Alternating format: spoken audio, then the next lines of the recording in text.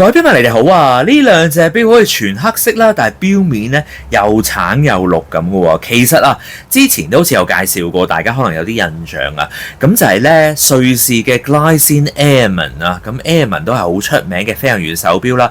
1953年已經推出啊，應該咧仲早過 Rolex 嘅 GMT Master 2嘅。最特別咧就係時針啊，行一圈咧係24小時嘅，仲有4時位置一個特別嘅錶冠啦。呢隻錶咧應該42mm 錶徑嘅，厚度咧計埋 NATO 就係隻14.5mm，唔計咧就係12mm 左右嘅。解鎖4時位置嘅錶冠啊，就可以咧喐到雙向旋轉嘅24小時外圈啊。咁用埋呢個圈咧，其實就可以睇埋兩地時間嘅。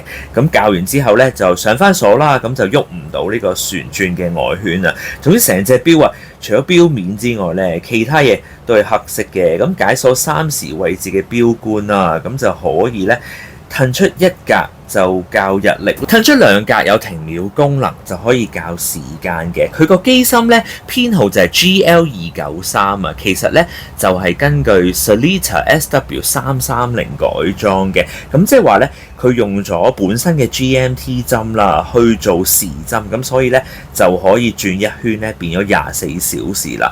睇時間咧要習慣下嘅，不過啊最特別就係咧同其他手錶嘅月時有啲唔同啊嘛。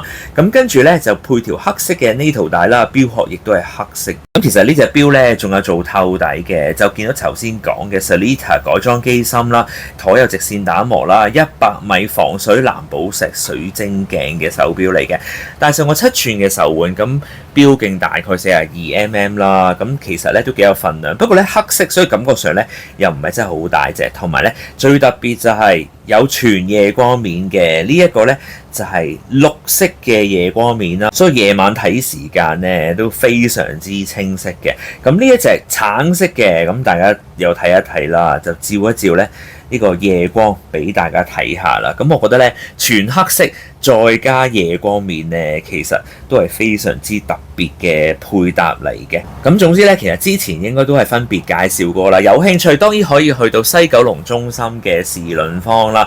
咁見到定價，哇，都好進取下喎。雖然係瑞士錶啦，16,000幾港元定價嘅。咁其實上一次咧個熒光招紙都仲喺度喎，係6,000幾嘅優惠價嘅。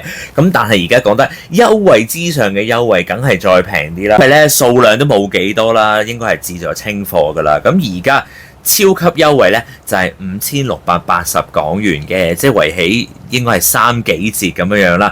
有興趣真係要快啲去時輪坊查詢一下。Glycine Airman 啦，有歷史、有功能、有設計啊！而家再加埋 PVD 黑殼啦，同埋全夜光面個版本喎。咁出色嘅手錶啊，真係無論喺咩地方啊，都好似漆黑中嘅螢火蟲一樣咁鮮明、咁出眾啊！希望大家都中意我今日嘅分享啦，拜拜。